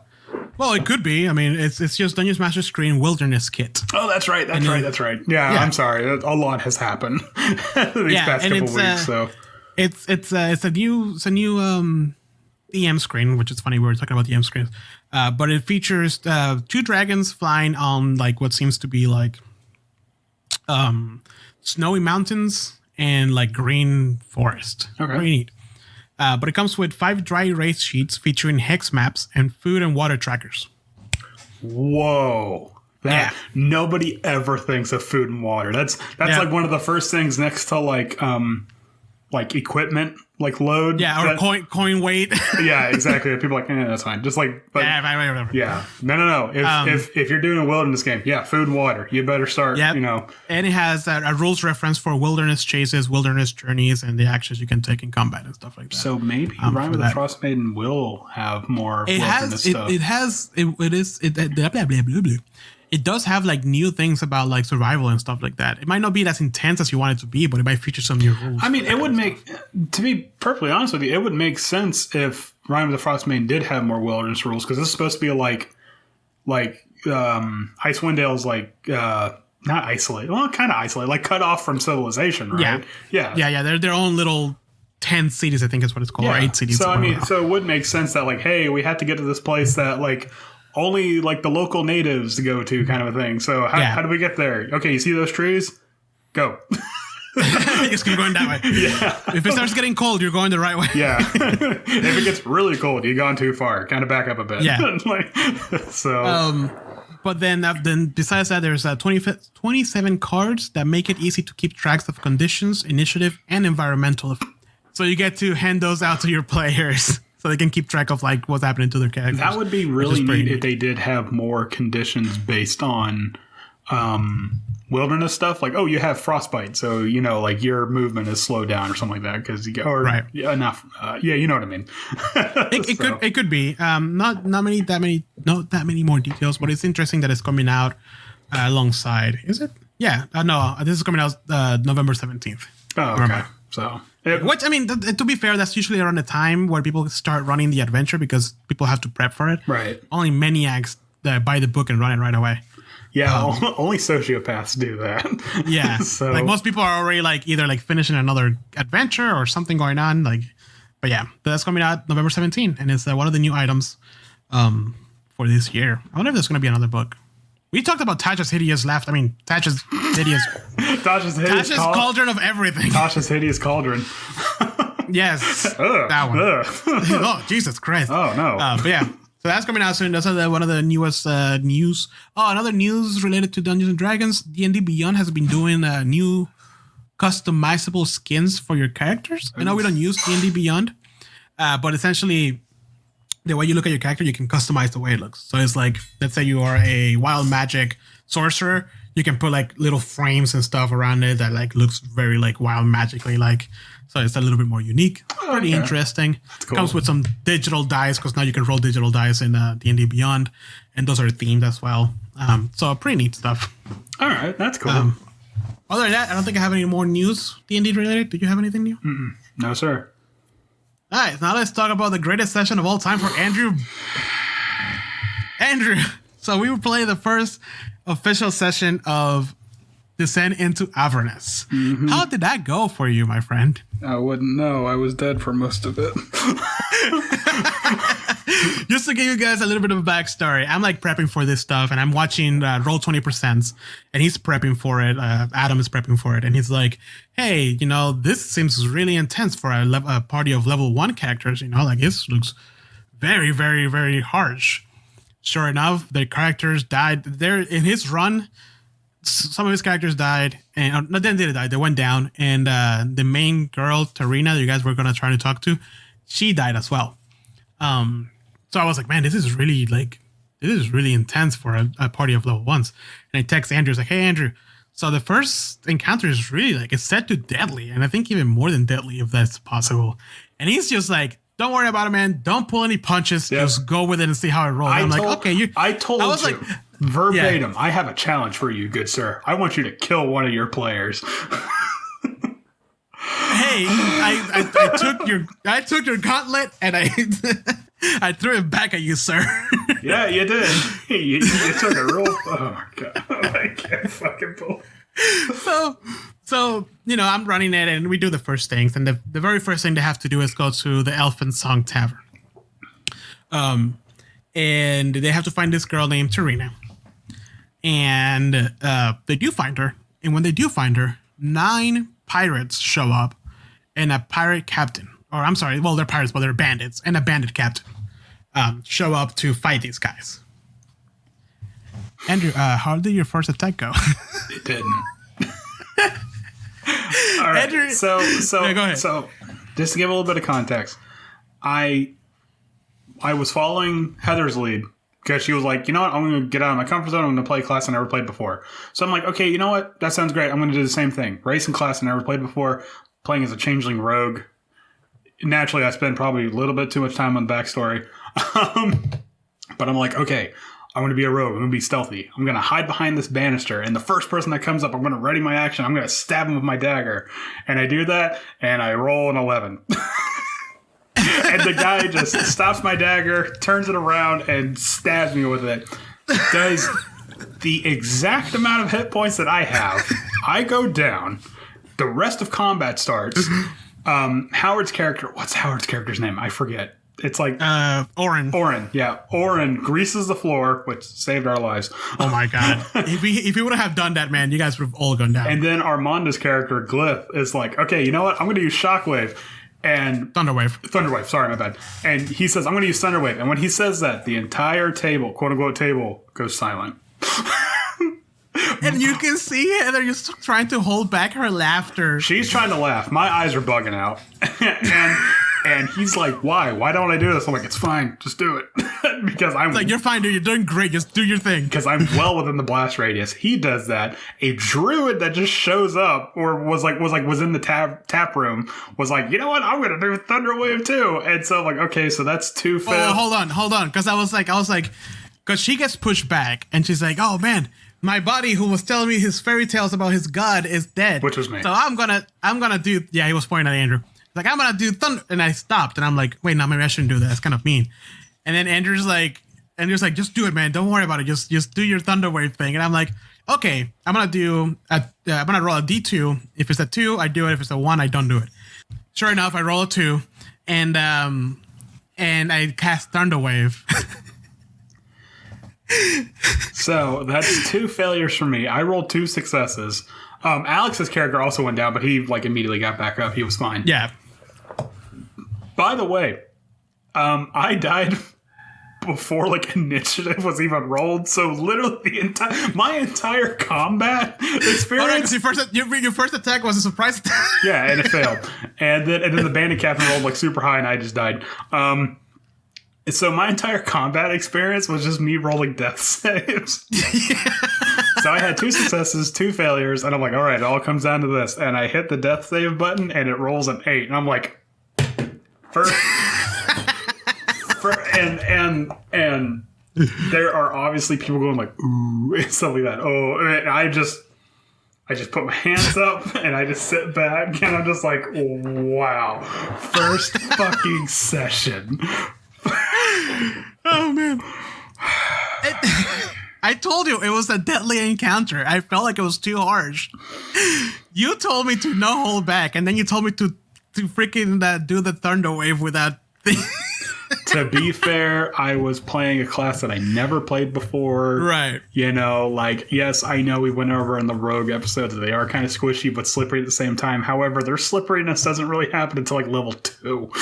Right. Yeah. So, that's the other thing. This is level 1. Yeah. And then you have a bandit captain and 9 bandits. Yeah. Or 8 bandits. And the thing about it was that the bandit captain shows up and all the other bandits just kind of pile into the room. So it was because I was at where the entrance was, it was like a bottleneck. That's why the grease worked so well, because they bottlenecked in. But because I was pretty much at the entrance of the room, I was pretty much boned. If I moved, they were going to get attack of opportunities, and then it was 3 people that I could have moved away from, and it was going to be 3 attacks. I'm like, you know what? I'm just going to... It was very much like I learned my lesson kind of a thing.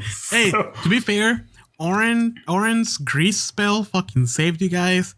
And Glitz, which is the new guy, by the way, used the Thunder Wave very effectively. He killed like 3-4 guys in the first go. He killed because he rolled almost max on that damage. He cleaned out the room and sent the bandit captain tumbling down the stairs, which bought us a little bit more time.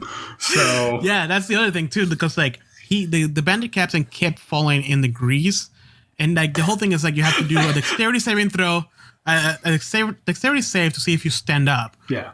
If you don't, you go prone. But then next turn you have to use your movement to get up, and then use the dexterity saving throw to see if you stay up. Right. Because you finished your turn there. It was that. It was the prone thing, but also the druid did entangle. Which was which made the area difficult terrain. So even if they weren't prone, they didn't have enough movement to get out of the grease. Yeah. So it was definitely like a combo thing where it was like this weird, like Charlie Chaplin, like whoop, whoop, whoop, thing happening. Pretty much. And then freaking, what's Heather's character's Quintessence? She just had like a massive mace and she was just like popping skulls. Yeah, just like, popping them. Oh, it was great, Andrew. Good job. You did fantastic. That's okay. I role played being dead really well. It was so good. And then I will say you guys to go watch it. Go watch we have it on YouTube and we have it on our Twitch to watch the episode. It was pretty brilliant. But the second part of it was you guys went into a dungeon. And then Twitch crapped out and our stream got cut off without me knowing. So we played like the next hour without stream. Twitch crapped out. Roll20 started crapping out on us. So I think it had to do a lot with my internet, dude. Like something happened. It was also like the thundering outside. So probably something. It was storming pretty bad over here too. Yeah. So, but it was good. A great kickoff. By the way, I'm not holding back with anything else because you guys, even though you died, you managed to kill that encounter. So yeah, it only downed 2 of us and killed 1 of us, but yeah, we crushed it. Hey, you did. It's still though. I see this as an absolute win. Well, this is now level. You guys are all now level 2. Yeah, so somehow me coming back from the dead makes me like level up. You learn a lot by going into the afterlife. I did. I was there for a while. I just love the fact that through the whole fight, your body was just being slinged left and right. Yep, just being thrown around. I deserve it. I deserve it. That's what I get for, being like, wait, I don't have heavy armor. Yeah, that's a big change. You're not wearing your super protective gear. Like wait, why did I do this? I don't have uncanny dodge yet. Oh man, it's fine. It's fine because it's just level 1. Yeah. So you guys did great. But that is all we have for you guys today. Andrew, do you have anything else? Nope. Great. Didn't want to listen to your stupid voice anyways. Fine. I didn't want to listen to yours anyways. It's like nails on a chalkboard. Wow. I mean, it's true though. All right. Well, you guys, thank you for listening to another one of our episodes. Make sure to follow us on anywhere that you listen to your podcast on. Leave us a review, some comments, see what you guys like to listen. leave us a comment for us to talk to you about next. Leave us a comment, but if it's mean, I'm not going to read it. Yes, and as always... well, I mean, I'll probably read it and then I'll feel bad because I'm like, yeah, they're right. Yeah, and as always, keep on gaming, keep on adventuring, and may your rolls be ever in your favor. Yeah, wash your face, don't touch your hands. Touch your hands, don't wash your face. Yeah, don't wash your face. Wait, what? You don't need to. All right, well, you guys have a good night, and we'll see you in 2 weeks, and join us Wednesdays on twitch.tv to see our gaming group play. That was weird. See our gaming group try? They may or may not die again, so we'll find out. We haven't even gotten to the part where we go to hell and one of us died. Just the fucking city killed us. Yeah. All right, you guys have a good night, and we'll see you in 2 weeks. Bye. Bye.